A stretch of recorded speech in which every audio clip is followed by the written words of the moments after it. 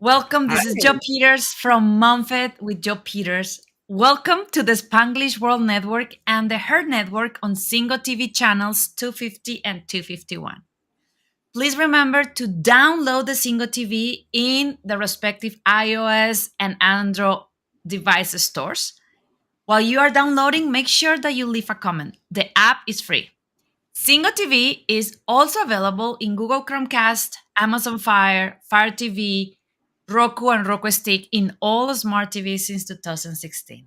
And if you're here and you have any questions about motherhood, about raising your children, make sure that you follow me at Joe Unicorn Coach, like says in the bottom of my screen. I handle my social media, and if I don't have the answer, I will connect with beautiful experts like Rusti and Virginia to come as guests in the show so we can help you to win the marathon of life. Today, I am super excited to have Rusty and Virginia here. They are deep friends and they are amazing, wise women, the kind that we all need in our motherhood journey. Virginia and Rusty were raised by a mother, Mary, who has been around babies for a very young age. Mary was rocking cradle, singing to babes, supplying sugar rock suitors at roving pioneer style daycare homes. When neighborhood mothers drop off their babies, one with nurse mom and older children of the house care for them while moms went in wagons and slides into the town on errands, almost like in a movie. Mary understood babies and passed that awareness to her daughters. Their mothers say, Rusty and Virginia's baby. Virginia, like her mother, practiced on cousins and other weird ones before Rusty, her baby sister, came along. Virginia had the last of the six babies 2.5 years before Rusty's son was born. The teaching continued. They were both always told, You have such good babies. Virginia, with her six, heard that exponentially more often, finally becoming frustrated and returning. It was not like I stood behind the door of heaven, only stepping for the good babies. Rusty watched Virginia communicate with her babies in the womb, push gently against her belly when they were too active at night, telling them it's time to sleep, and learn how much two-way communication with babies is possible. Her son never had to cry to have her needs met. And that made me think that when I was reading this, that cry is a signal that you already passed all the other signals. It's a too late signal. It's when the cops stop you and speeding. Their blanket babies went everywhere with them, even to meetings where they will play conveniently under blankets with their toys or nap. Is not baby whispering, is communication that is not verbal. Welcome so much. Thank you for being here. I would love for both of you to start sharing. We are going to be talking about communicating with babies before and after birth and communicating ways that they can listen and they can understand. And I would love for you to start this with sharing a little bit about the phrase that both of you pick.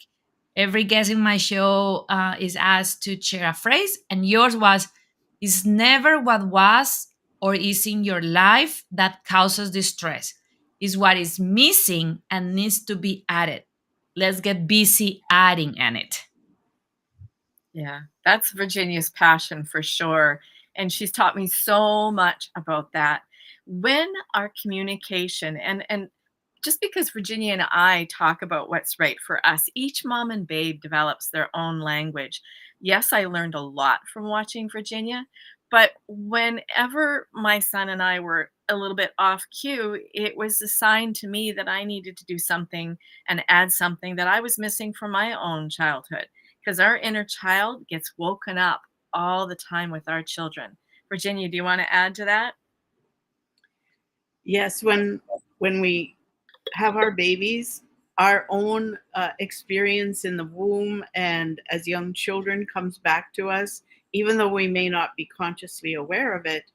We're having those experiences or re-experiencing, and so, like Rusty said, it's very wise to know what we need to do uh, to grow ourselves, to heal ourselves, so that we can be there for our babies in a way that maybe our mothers weren't able to at that time in their lives. Yeah. And for me, I think one of the reasons why I can proudly say that my son didn't have to cry to have his needs met is just like what you were talking about, Joanna. The cry is actually like, oh, it's the police pulling us over. We've missed all the road limit signs and all the baby's cues of when they start gurgling in their crib when they woke up from a nap. And if we push it, if we let it go too long, then they might cry. They're frustrated. They feel alone or not heard. So Virginia would teach me to talk to them while I'm walking down the hallway to their room and to say, "Mommy's coming. Mommy just has to get your diaper ready. Oh, let's wash that face." And you know how babies love their face being washed. But talking to them, but it's not just the talking to them. It's then also then listening to what they're saying back to us. Like yesterday, I was on the phone where Virginia was grandparenting her great grandchild. Yes, I have over 40 nieces and nephews, and Virginia's given me most of them, not just my four other four siblings. But I heard the little one and I said, "Oh, he sounds pretty happy." And then I heard him sound a little bit more serious. I said, "Oh, oh, he's getting a little more serious." So then she asked the brothers to go get the baby the water. Then he was fine again for a while. Then he got a little bit cranky again, and she uses a firm voice, say, "Oh, oh, oh, what's that sound? What do you need?" And then he responds. And this was I was hearing this over the phone. So Virginia clearly hasn't lost her skills. But one of the stories I love hearing Virginia talk about is when she had her own baby on her lap visiting at a woman's house, and he only had a spoon to play with. Virginia, remember that one with Jake? Oh, I love that one. It actually came up when I was talking to my son when he was 15. And he said to me, "Mom, do you talk about me with your clients?" And I said, "Yes, I do." And he said, "What do you say?" And I said, "Well, I say you were my free baby." He says, "What does that mean?" And I said, "Well, by then I had done so much of my own work because you were baby number 6 that you were my free child." And he says, out of the blue, he says, "I hate when babies cry." And I said, "I'm curious." So I don't say what I'm thinking. I say, "Well, that's how babies communicate." Not that I believe that, but anyway, he said, "Well, then I watch." He said, "Well, I don't like when they have a whine in their cry." I said, "Well, what if there's no whine?" He said, "Then I watch." I said, "What do you watch for?" He said, if the mother takes the baby to the back room, this is at our Sunday meetings, and comes back and puts the baby down and the baby's happy, then it was for the baby." And then he says, well, I said, "But if mama brings the baby back and puts the baby down and the baby cries, it was for the mother." And I was taken aback and I thought, what does that mean? I said, "Well, uh, I knew exactly what it meant actually, because I told him then about when he was on my knee and we were talking, my friend and I gave him my teaspoon because I had forgotten to bring any toys. And he played with it and he dropped it on the floor a little bit later. I picked it up, I gave it back, and he dropped it again. Gave him one more chance, and he dropped it again. Then I put it back on the table. Then he squirmed a little. And I never allowed my babies to squirm on my knee. I put him down on the floor and held him next to my knee. And then he put his little arms up and he wanted back up. And so I brought him back up and I said, "You know what? He's bored. Do you have anything he can play with?" She said, "No, all my toys are gone. My kids are older now." I said, "Well, anything, just Tupperware, whatever." And so I spread out his blanket and I put him on his blanket with a pillow behind him and around him because he was just sitting up. He was very little. And he just started playing with those things. And she says to me, "He is so good," you know, because he had not made a peep. He hadn't cried. He hadn't whined. He hadn't said anything. And it just, he was very patient with me because it took me a little while to think about, I was so busy talking that it took me a little while to realize he was bored. And so our babies learn to communicate with us in ways that we just have to pay attention to. And his was not to cry because he knew I was listening for his cues. But in this case, I was a little slow and he was patient. Yeah. And watching you sleep train them in the womb, my son slept through the night at about 2 weeks. A shorter night because I'd put him to bed a little bit later, but he was sleeping. And then at 9 months, he got a really bad cold. And what do we do when our babies are not feeling well? Is we nurture them. And I would nurse him and I would nurture him in the night and I would sit in the rocking chair during the night. Well, after that, when he was all better, he thought, "Oh, this is a good thing. I can get the bubby, and at nighttime and that." And Virginia taught me, "No, you're gonna have to be firm and you're gonna have to like still console him, but in the crib, and that, he's gotta go back to sleeping through the night." And so I would pick him up, I would console him, put him back down, and he then eventually learned about after 2 nights, I think, two rougher nights, that okay, we have to go back to sleeping through the night. This is like not a game anymore. But it was wonderful with him because I could rock him and nurse him, and he would just go to sleep in my arms, and I would lay him down in the crib, and he'd be sleeping until about 14 months. He then would just, he would nurse, he'd play around with the nipple, and he wasn't going to sleep. And I said, "Well, if you're ready to go to sleep yourself, then it's time for night night." And from that point on, I would just nurse him after his bath and lay him down, and he would put himself to sleep to self nurture. I My friends were amazed. We always have other friends with babies around the same time. They were amazed, but I credit it to Virginia and watching her with her 6 babies. And I also didn't have terrible twos with the no because I never said the word no. I found ways around that. I said, "Oh, hands off, sweetie. Can you ask permission to touch that?" If we were at somebody's house, this one house we were at, he was longingly looking at this little bike sculpture. It was a little sculpture. It was clearly an ornament, not a toy. And he's looking at it and looking at me, and I went, "Hands off. This is hands off." And then I said to my friend where it was her house, I said, "Can he touch that?" Because he was waiting so patiently. She said, "Oh, yes, it's not breakable." And he was happy then for the rest of the time I was talking, playing with this ornament that was not, the wheels didn't turn, but he played with it. I had a great fun. I think that is important to understand, and I love how you are talking about the communication that we show them respect as the human beings that they are, and that we don't underestimate or undervalue their needs. Because like, oh, it's a baby, he can wait. But when we start building that um connection and saying, yeah, I hear you, it is important, let me understand. And I will not say that I'm not having the challenges on the twos, and I also know that I'm not having even close to the things like there. I in the groups and the moms that I know, their moms saying that they are driving, that they're going to lose their mind because the tantrums. But I also think that is important to, with that you, I know you both talk about it, is respect the intelligence in the communication. Because I think that sometimes we make the mistake to think that communication is just verbal, or sometimes even just sign language, but understanding that even before they have that skill developed, they still can communicate and they are smart communicators. It is amazing. I would like to talk a little bit about that, and that verbal versus non-verbal conversational skills.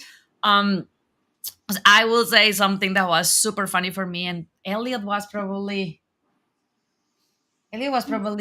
8 months, 9 months. He was not. We start baby signed when he was 6, but he was not even signing at that point. And I start realizing that every now and then he will bite my nipple. And then instead of saying no and that, I start getting curious into, what are you trying to tell me? And then I finally figured out that he will only bite my nipple when he was nursing and I was in my phone. So it was him saying, "This is our time, mama. I need bond time. I need you looking at me. Put that stupid phone out." And then he was not able to sign. He was not able to talk. So his way to grab my attention while he was eating was biting it. As soon as I caught that that was his message, he never bite me again. Well, never know, maybe one or twice playing, but then it was amazing because that was what he was trying to communicate. Was saying I don't like, and now, now that he talks, it reinforces that that was the message. Because when he's playing with me and when he's then one of the first things that he says is, "Mom, phone down. Mom, phone down."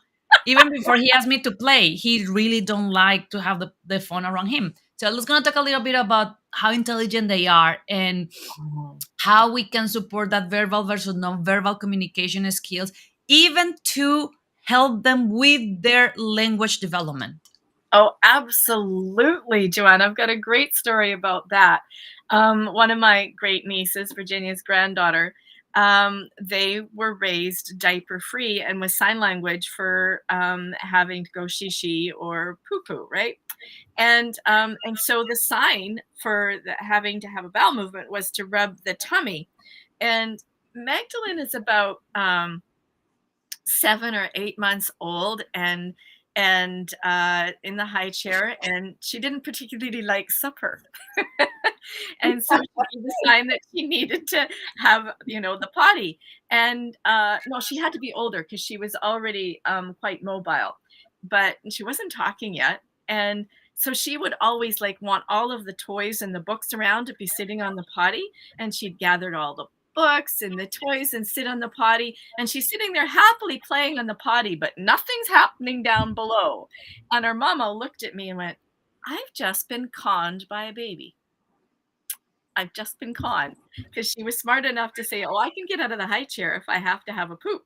And she's sitting there.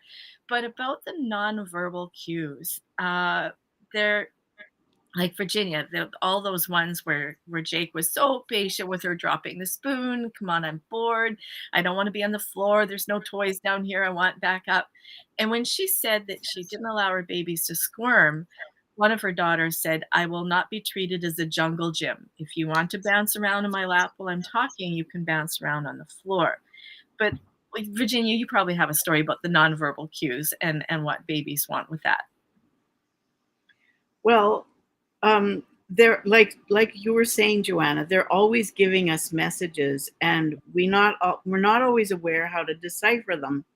I had a client one day, a mother, a young mother, and her daughter was still pre-verbal, and she would put her down for her nap, and then she would want her daughter would want her to stay there and hold her hand while she fell asleep, and stay there. And well, then she didn't get to do any of her chores around the house. And she said, "What do I do?" I said, "Well, take your daughter before you put her to bed, walk around the house, show her the dishes in the kitchen and that you're going to be washing the dishes. Take her to the laundry room and show her a pile of laundry and say, I'm going to be washing these clothes. And, show her what you're going to be doing. And then take her to a nap and say, now mommy's going to go do the dishes and do the laundry." And so her daughter was giving her cues, that she wanted to understand something or need to know. And, so it takes using your intuition like you did, Joanna, to figure out what your son was saying to you. And the very fact that you asked the question, you know, because we often don't ask the question about what they're trying to tell us. And because we think they're not really telling us anything except I'm fussy or I'm this, but they really are communicating with us. And her daughter was saying, I need to know where you are, mom, when I'm sleeping. What are you doing?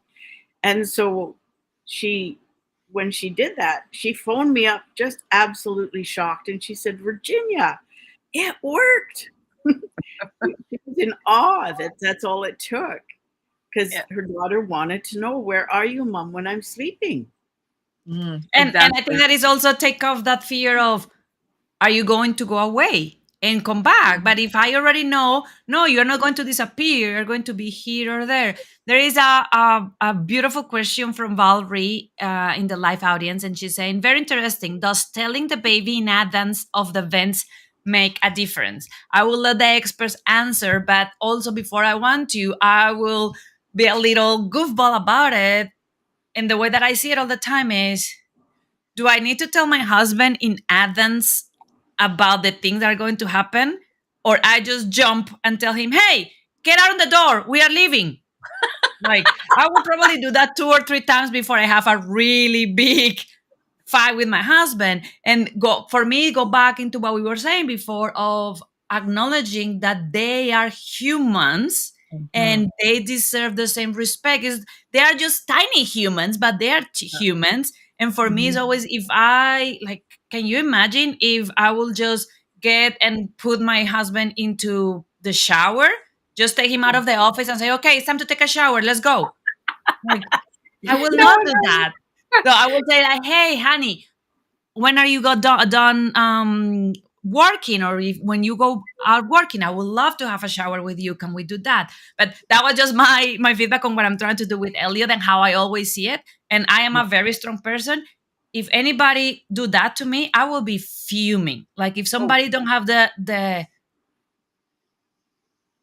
gentleness of give me a heads up of, hey, this is what is going on, and then expect me to just drop everything and do that. One of the reasons why I divorced my family, but that is a story for another show. So Rusty and Virginia, what do you think on answering Valerie in how much make a difference to tell babies in advanced events, even from the womb, like Virginia was saying when she was telling the babies time to sleep? yeah. It certainly does, and Virginia's got a great story about that that I'll start off and let her finish. Is that one of her grandchildren that's named for her, little Virginia, and she prefers to be called Miss V now. And she would get so upset if her mom and her aunt snuck out. And her mom lost her breast milk partway through when she became pregnant with the baby sister. They were 11 months apart. And so her aunt took the drug domperidone and the herb fenugreek to be able to nurse baby Virginia. And so she had these two, bubby mums, and she had that, and she would be so upset if they snuck out. And this is pre-verbal. This is almost when she's just still crawling, pulling herself up to stand at the window. But as long as they were saying, okay, we're going out now, we'll be back in a little bit, you can stay with Unky and stuff, she would wave at the window calmly. But if they Mhm. snuck out or if they didn't tell her, oh, she'd have a little hissy fit. And then Virginia, one time they were out when little V was napping and you were there. Yeah, it was actually at my cabin on the farm here, and she was sleeping when they had to leave. So when V got up, she was looking around and she did not see them. And I phoned them and I said, "You're gonna have to tell her," because she was getting pretty upset and distraught. "You're gonna have to tell her that you had to go to town and you'll be back soon." Well, after that, she just went and played. So important to just communicate with them. And I remember also when my younger sister-in-law was going to work. Um, she had been home with her baby, and that was time for her to go back to work. And she was taking the little fellow to the babysitter, and she said, he's crying. I said, you know, "Are you going to go to work? Is that what you're going to be doing? Well, then you need to be solid and firm in yourself that this is what you're choosing, and then you have to convey to him that message that he's fine, you're fine, and he's going to have a great time, and you'll see him after work." To make sure that you communicate not just in the words, but also in your feeling, giving the security that the choice you're making is the one you're going to be making, and it's going to be the way life is. And not to apologize to him every day that he has to go to daycare. So many people communicate this is the way it's going to be, but they forget to add that solid security piece that this is going to be our life. And I've chosen somebody who's really going to do a good job of taking care of you. I'll see you after work. And so it is super important to think about all the ways to communicate, not just with the words, walking around showing, but also the feeling we have inside that gives I them think that solid feeling of security. I think that's really connected, Virginia, to doing our own inside work. If we have any abandonment issues from our inner child, we are going to feel guilty when we leave our child with the sitter because we're feeling like we're abandoning them. That message inside us is going to be absorbed by our baby. And then they are justifiably going to be upset when we're leaving them because they're picking up on our own feelings of abandonment and then they're feeling abandoned. So to have that firmness that, I'm going to work so that we can have some nice things at home so that and you've got a wonderful place to be and play with other kids, that solidity inside. And Joanna, Candy, right? Candy, we were talking last night about conscious parenting. And I loved what she said because conscious parenting is a big term now that she's hearing a lot, raising a 7-year-old with her partner, with her roommate. And she said conscious parenting requires that we do our own inner work because what we leave unresolved will actually go to our children. And so it's so important we do our inner work because that's part of the communication that each mom establishes with their baby. Each mom has their own language. And I was going to talk a little bit about that because with the work that I also do with women about having it all, one of the things that is proof already is we create our world reality within the first 7 years. Actually, I used to say first 7 years. The newest research show that starting at the second trimester of pregnancy, a baby in the womb start creating from the second trimester of pregnancy up to 7 years his or her concepts of reality and the patterns and the beliefs. So, with that said, it's very important that we create those parts of, uh, if any of you are familiar with that, but normally they are four wombs in the childhood of abandonment, of guilt, of not being enough. So what you were saying is like what Virginia was saying is show them the kindness of also helping them with their brain development to understand you are going to be safe. The reality is they don't know if they're going to be safe without mom. Mom, that is my mom's job, keep me safe. So if mom is not here, will I be safe? So I love how Virginia is saying, reinforce, you're going to be safe. Here's where I'm going, and I'm going back. Yeah. So is in enforcing that. And I love what you were saying, and that's the last point that we're going to be talking deeply into. I hear somebody saying, when a mom was saying, he's driving me crazy. And then they was like, he's not driving you crazy. He's showing you what is driving you crazy from yourself. So I'm like, Yeah. oh, and then for me, it was a huge deal because in the first 9 months, even now, but it's not as bad now, my child's crying was very triggering. Like I will feel, and then after some of this work, I realized it's so triggering because I never was felt safe to cry. I always hear things like, if you keep crying, I will give you something to cry about, threatening me with physical abuse. So there was not his crying, was my womb when I was a little girl of me not feeling safe crying, of me not being acceptable that I cry, what was triggering. So that I know that is the expert part that you do with moms and with families. How we as moms can start even since pregnancy, because I love that your concept is so proactive. I'll say as soon as you get pregnant, start working on healing those wombs so Mm. that you don't pass them to your children, so that you don't repeat unconsciously the patterns. And I will say, you know how much I work. I still, with all the work, sometimes find myself saying things and then say like, "Oh," Yeah. and then having to repair, going and saying, I'm so sorry for this, baby. This was not okay. So Mhm. how moms can start doing that? Ideally since pregnancy, but also if we have moms around the world that already have their kids, is there ever too late to start that journey and repair back? Oh, that's Oh, Virginia's no. expertise. It's never too late. Virginia, you've got that. No, it is like you're asking it. No, it's never too late because I have a saying, uh, last thing in, first thing out. So if the last thing we put into our child is to say something like you used to experience, um, if you cry, if you keep crying, I'm going to give you something to cry about. If that's the last thing in, the first thing out is insecurity. But if you realize what you said, or you're driving me crazy, and you stop and you say something different, that's what goes into your child then.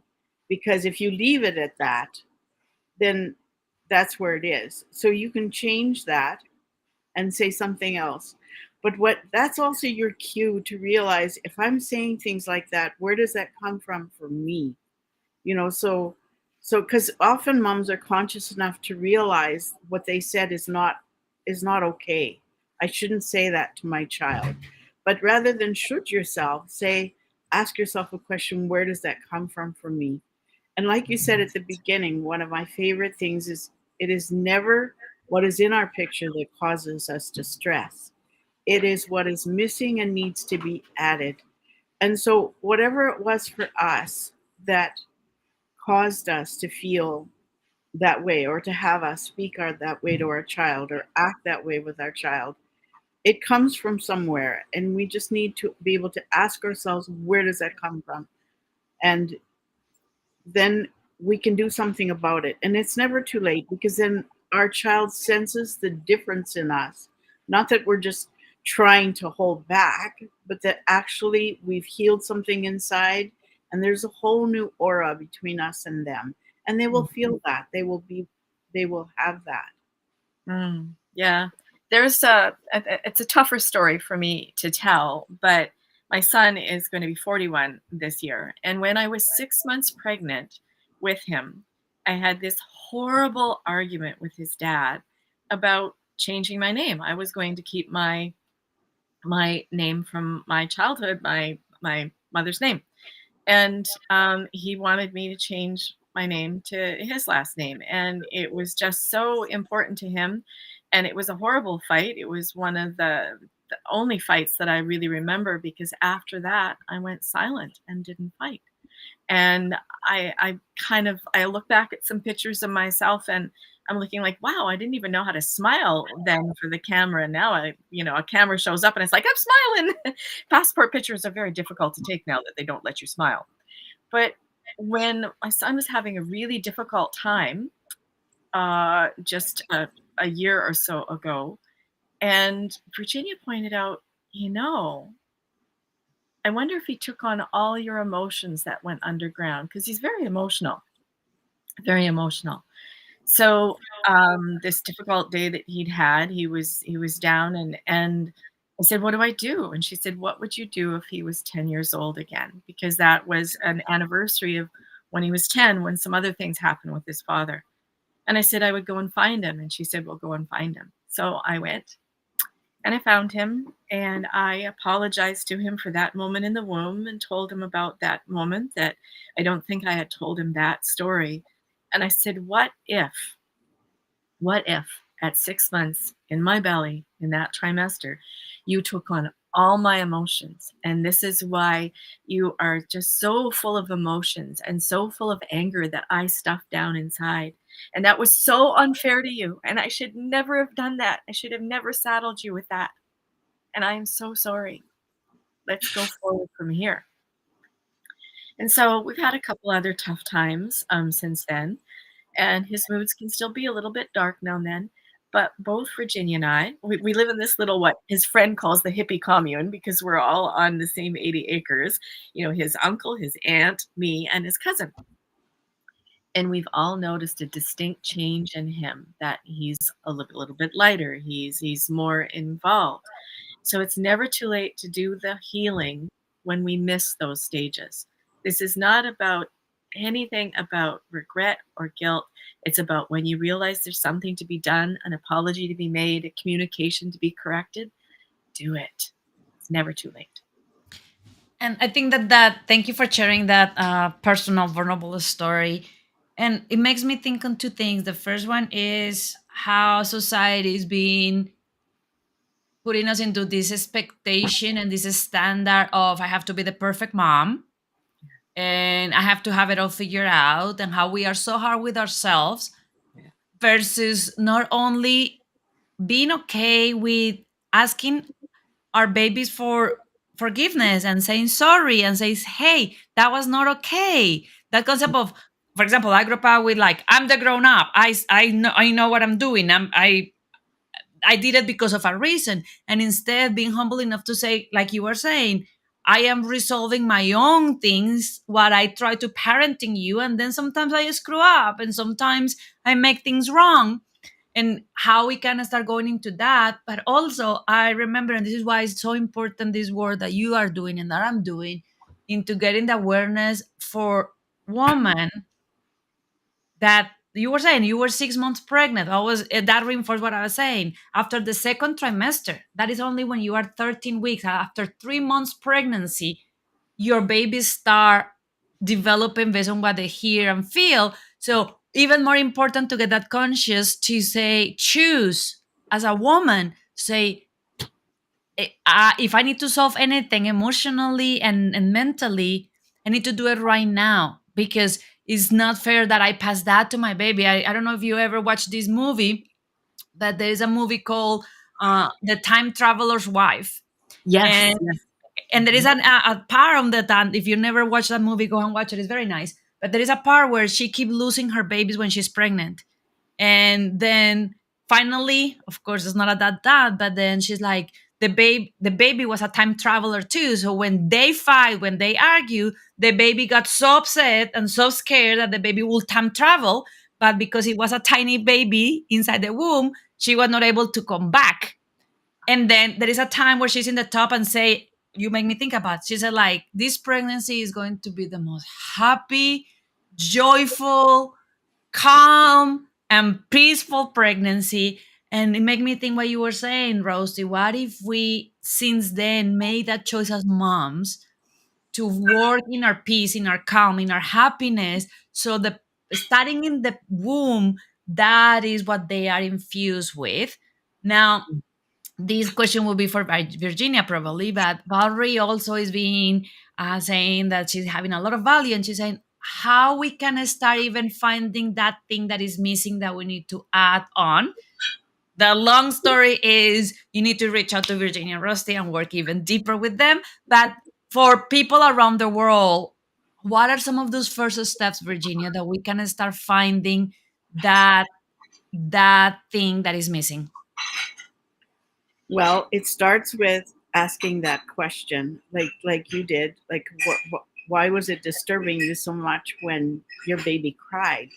So that's the first place to start, is ask, you know, not to go into the feelings of, well, I'm not this, I'm not that, or whatever, just to get into your logical mind and say, what where does this take me back to, is an excellent question. And when you do that, your mind willingly takes you back to wherever it is that lies for you. And if it's pre-verbal and pre-language, it can be a little tricky to get to those things. I use genogram to look at family history, and then we can see things that we can't remember. But I have found that even when it's in those situations, when you're talking to children, one of the subjects that I find they absolutely are riveted by is when we talk to them about when they were in the womb, when they were small children, when their parents were small children. They're fascinated by that part of their history that they don't really remember, but it's in their body. They've stored it there. And we're the same. Everything is stored in our body. So when we ask that question, where does that take me back to? And then when you know what that is, then you can start adding what's missing, like what was missing, and you can add that. You can just think it, because we're doing that when we give it to our child, because we know what was missing from our life. We automatically are giving it to ourselves because we're giving it to our child. But if there's something we're not giving to them, it probably wasn't given to us. So ask where that was missing in your life and add it back in. And that's a skill we Virginia, all learn. Virginia, tell the story too about how when your sixth baby arrived in your womb, you weren't exactly happy. Yeah. Well, it wasn't that I wasn't happy. It's what that I wasn't planning to have another baby. And when I got pregnant, I all my other pregnancies, I knew before I missed a period that I was pregnant. I knew instantly, pretty much. And I always welcomed the baby. I welcomed the what was growing and started to tune in immediately. But with my last baby, I didn't do that. I said he was the flu. I said he was this because I really didn't want to have another baby. I had 5 already. So when I did find out I was pregnant, I thought, oh, I have an apology to make. So I sat on my bed and I put my hands on my belly and I looked in the mirror and I apologized to the baby in my womb. And I said, it's not you I don't want. I said, I didn't want the work of another baby. But you know what? You're coming and I love you. How could I not love you? You're a little human being. I said, I love you already. I said, but I don't want the work of another baby. So guess what? We're going to have a great time together. We're going to have fun and we're going to go outside and have fun. And we did. Like he was an outdoor baby. You could barely keep him in the house. He would put his rubber boots on and go out on the deck in the snow in the wintertime because we were so much outdoors when he was little. I'd throw him in his basket. Well, put him nicely, actually. And out we went. We were doing everything outside. Yeah. So, and there was interestingly, there was another woman at the same time pregnant. She did not want this baby because it was her, I think it was her fifth. She had 4 already. She did not apologize to her baby. And when that baby came, that baby, when it was on her lap, it would go like this. But as soon as the dad or the brother and the brothers and the sister would pick her up, she was engaged with them, but not with the mom. The mom had never apologized, never. She knew. She knew. That baby knew. Yeah. That is part of another show, but that is why it's so important, and that is why I think that we have such a responsibility as a society when we need to support moms that get pregnant, because the reality is, yeah, ideally we all should get pregnant when we want, but we have people that get pregnant after a rape.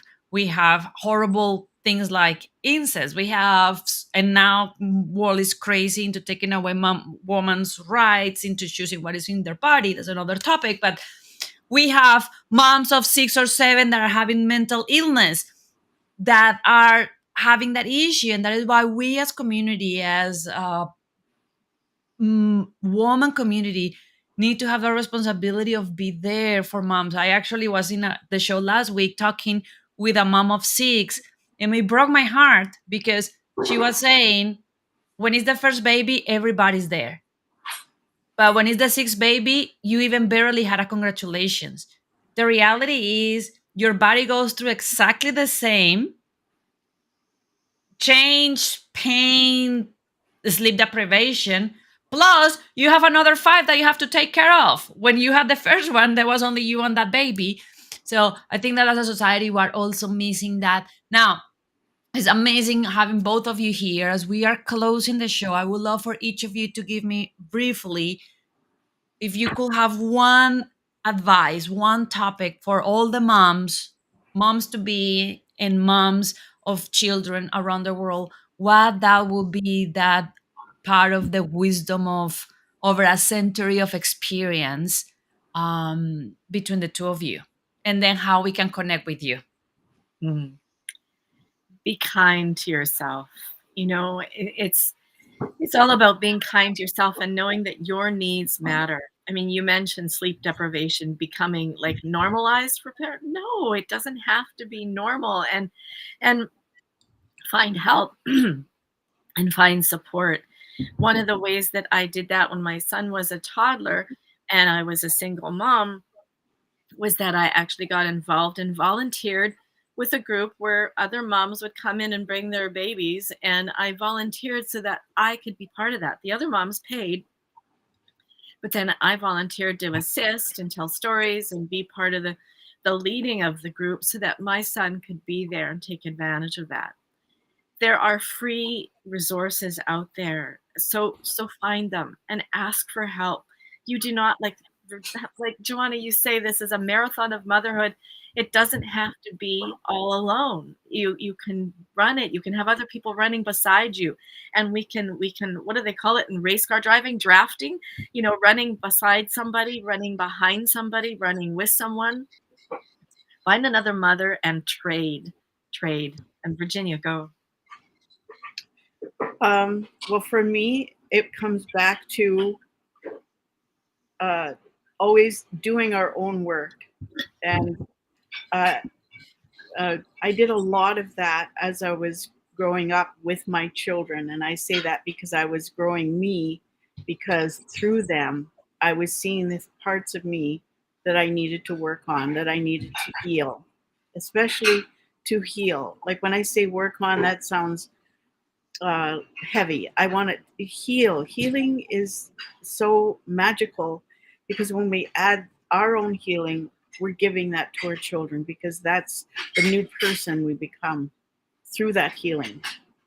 So I encourage all moms to realize that you are as important as your baby, and your baby is as important as you. And it is not more one way than the other. And we have to put ourselves on an equal level. Yes, our children, our babies are helpless, and we need to be for them in those ways that they can't be there for themselves yet. But at the same time, what are we teaching them if we're only there for them? We must teach them also that we're as important, that we have our needs, so that they grow up knowing that they are as important as somebody else who has needs. And I love that way to close the show because I think you both are champions of this. That is, we teach more with what we do than what we said. And part of that is what you just said, Virginia, is I can try to teach my kids that their needs are important, that they need to speak up, that they need to take care of themselves.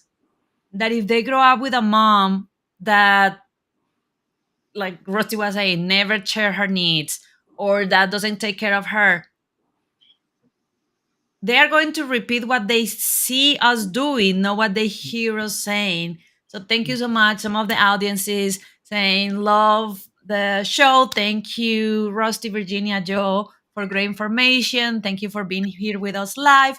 Now, before we close, Virginia, Rusty, if these women around the world are inspired by what you are saying and want to learn more from you and want to work with you and want you to help them to find what is missing, put that in, and heal that.